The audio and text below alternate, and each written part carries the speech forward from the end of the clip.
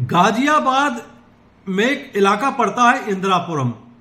इंदिरापुरम के पहले एक बड़ा फ्लाईओवर है। फ्लाईओवर के नीचे कुछ कचरे के ढेर पड़े हुए हैं। उन कचरों के ढेर में एक युवक की डेड बॉडी के कई टुकड़े पॉलीथिन में बंद हैं। जब वहां से कुछ लोग गुजरे, उन्होंने जब देखा कि पॉलीथिन से बहुत दुर्गंध आ रही है, कुछ लोगों ने पॉलीथिन थोड़ा सा खोला तो उसमें एक मानव अंग कटे फटे बहुत सड़े गड़े मिले।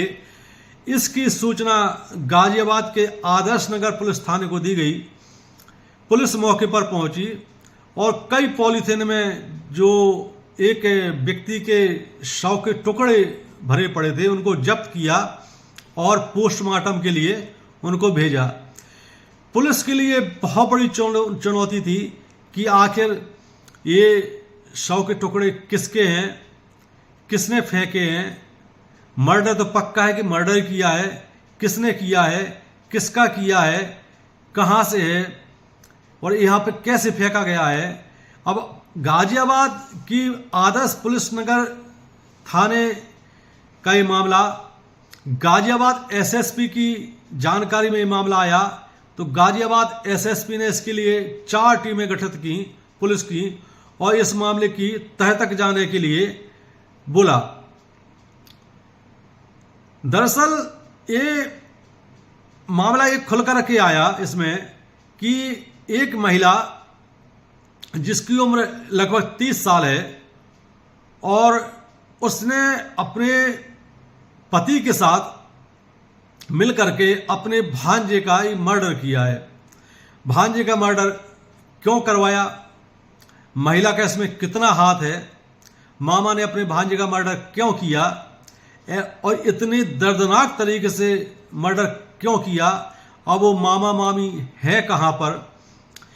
इसी दौरान पुलिस को पता चला कि एक गाजियाबाद के पास ही एक गांव पड़ता है, वहां से एक अक्षय नाम का लड़का है, 26 साल का है, जो वो गायब है। परिजनों ने जब गाजियाबाद के आदर्श नगर पुलिस थाने में संपर्क किया, चूंकि अक्षय नाम का जो लड़का गायब था, 26 साल की उम्र है उसकी, कोई ऐसा सबूत तो उसमें था ही नहीं कि ये सब साबित हो जाए कि अक्षय की ही डेड बॉडी है। अब पुलिस के सामने एक बहुत बड़ी चुनौती। पुलिस ने जब डीएनए टेस्ट कराया उनके परिजनों के साथ मिलकर के, तो ये क्लियर हुआ कि ये जो शव के टुकड़े मिले हैं ये अक्षय के ही हैं। अब ये पुलिस के लिए बहुत बड़ी चुनौती कि पता लगाएं कि मारा किसने है, इतने दर्दनाक तरीके से किसने मारा है। पुलिस ने उसके मोबाइल की कॉल निकाली, किस किस से इसकी बात होती थी, कहां कहां जाता था। इस दौरान पता चला कि मोबाइल पर जो कॉल रिकॉर्डिंग थी उसके अनुसार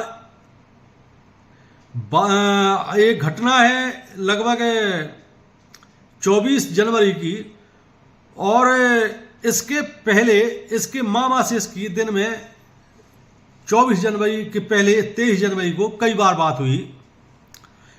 पुलिस ने उसके मामा का नाम है मिलाल प्रजापति, जिसकी उम्र 45 साल है, उसको हिरासत में लिया, उससे पूछताछ की तो उसने सिरे से नकार दिया कि हमें इसके बारे में कोई जानकारी नहीं और लगभग 1 महीने से हमारी उससे कोई मुलाकात नहीं है।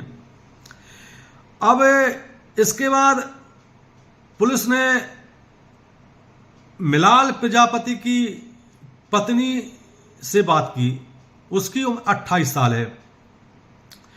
उसकी पत्नी ने भी कुछ खास नहीं बताया पुलिस को, लेकिन पुलिस की नजर इसलिए दोनों पे अड़ गई कि पत्नी की उम्र 28 साल है, मिलाल प्रजापति जो उसका पति उसकी उम्र 46 साल है और जिसका मर्डर हुआ है उसके भांजे मिलाल प्रजापति के भांजे की उम्र अक्षय की उम्र 26 साल है।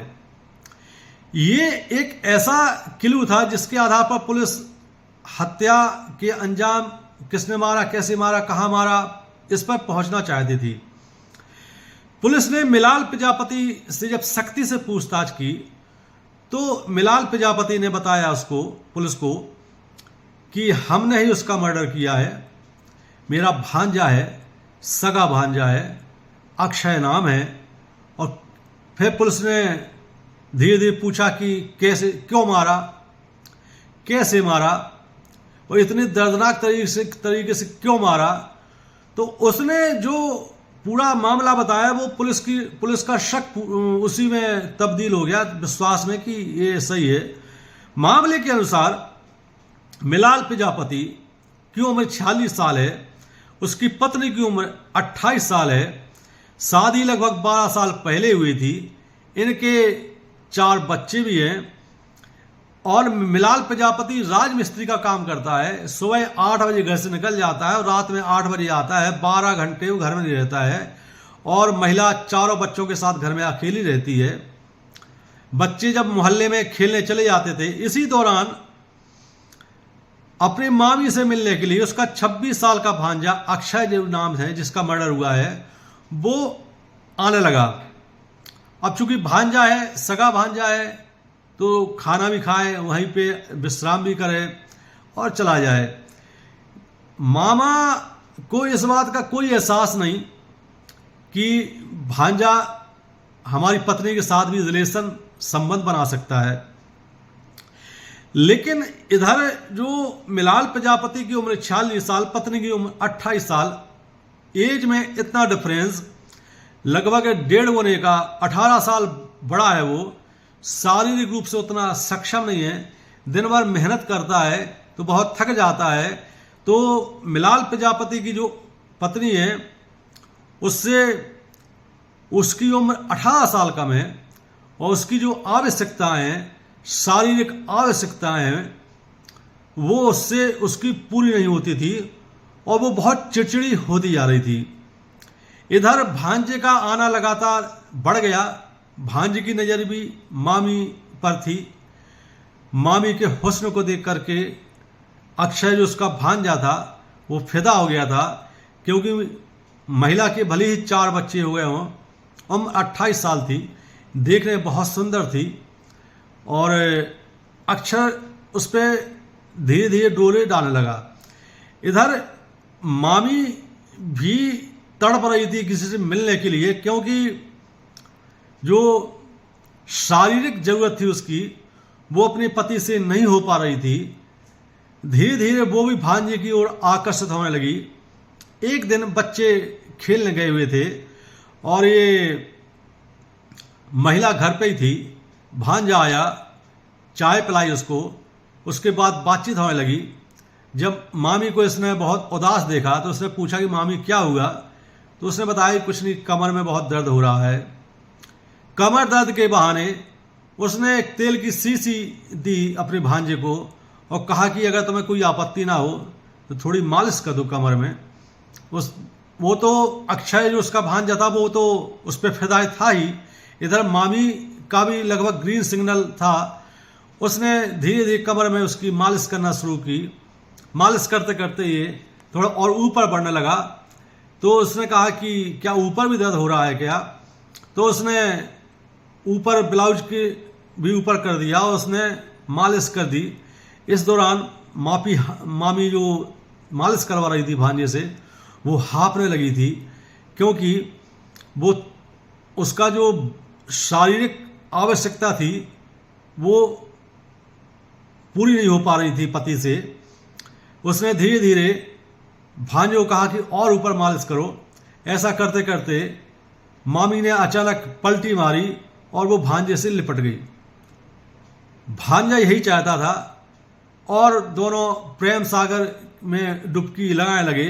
दोनों के बीच एक बार जब संबंध स्थापित हो गए तो मामी को पता चला कि जवानी का असली आनंद क्या है।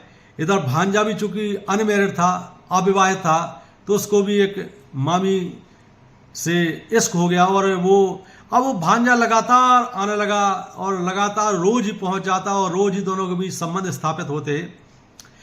धीरे धीरे इसकी भनक उसके मामा को लग गई।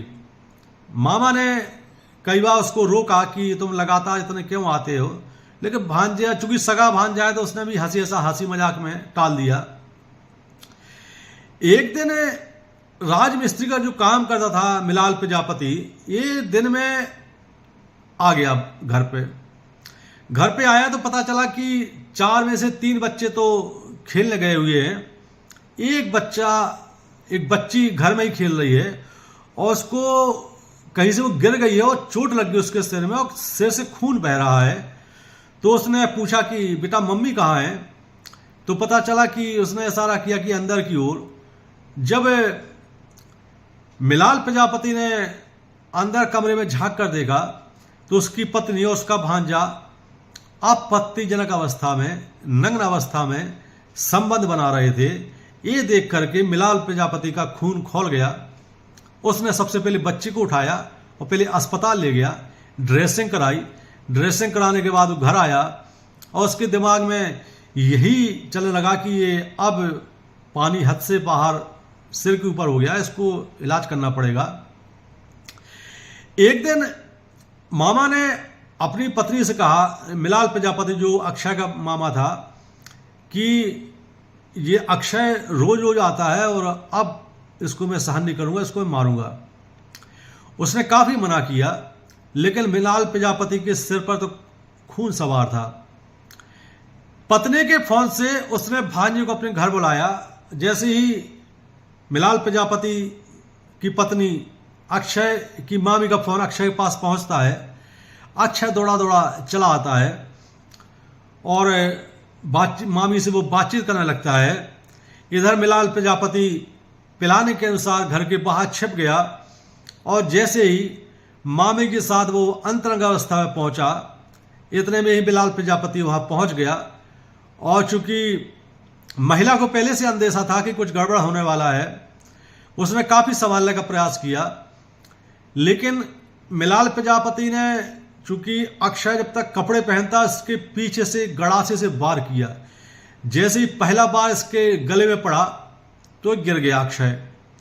जैसे गिरा तो इसने उस पर गड़ासे से 25 से 30 बार किए। वहीं पे पूरे कमरे में खून फैल गया। इसके बाद उसने अपनी पत्नी को समझाया कि किसी को बताना मत, वरना मैं जेल चला जाऊंगा, तो इन बच्चों का क्या होगा, तुम्हारा क्या होगा। महिला चुपचाप रही। इसके बाद मिलाल प्रजापति ने भांजे के डेड बॉडी के 30 टुकड़े किए, 25 से 30 टुकड़े किए और बाहर से पॉलीथीन लाया। एक एक पॉलीथीन में एक एक टुकड़ा उसने भर के रखा। एक दिन वो डेड बॉडी के टुकड़े घर पे ही रखा रहा। अगले दिन वो एक रिक्शा लाया और रिक्शे से वो उसने सारी पॉलीथीन रिक्शे में रखी और इंदिरापुरम जो गाजियाबाद का फेमस इलाका है, उसके पास जो फ्लाईओवर है उसके नीचे गया। वो वहाँ पे कुछ बड़े बड़े ढेर लगे हैं कूड़े कचरे के, वहाँ पर वो फेंक के चला आया। जब सारा मामला खुल गया तो पुलिस ने मुख्य आरोपी मिलाल प्रजापति को गिरफ्तार कर लिया। चूंकि इस मामले में गवाह उसकी पत्नी अक्षय की प्रेमिका मामी थी, तो महिला ने पूरा बयान दे दिया कि ऐसा ऐसा हुआ है, लेकिन महिला इस हत्याकांड में शामिल नहीं थी, वो सिर्फ गवाह थी। तो पुलिस ने मिलाल प्रजापति को गिरफ्तार करके जेल भेज दिया। महिला को इसमें गवाह बनाया है। कहानी सुनाने का और वीडियो बनाने का मकसद यही है कि अवैध संबंधों का नतीजा बहुत खौफनाक होता है, बहुत घातक होता है, बहुत जानलेवा होता है। किसी के हुस्न के जाल में फंसने से पहले 100 बार सोचें और यही सोचें कि अवैध संबंधों का नतीजा खौफनाक इस हद तक होता है कि ये मामला मर्डर तक पहुंच जाता है और कई जिंदगियां बर्बाद होती हैं। इसलिए अपराध करने से बचें, अपराध में शामिल होने से बचें, क्योंकि एक ना एक दिन अपराध का खुलासा हो ही जाता है और कई जिंदगियां बर्बाद होती हैं, खुद की भी होती है, आपसे जो जुड़े लोग हैं उनकी बर्बाद होती है। इसलिए सुरक्षित रहें, सावधान रहें। जय हिंद, जय भारत।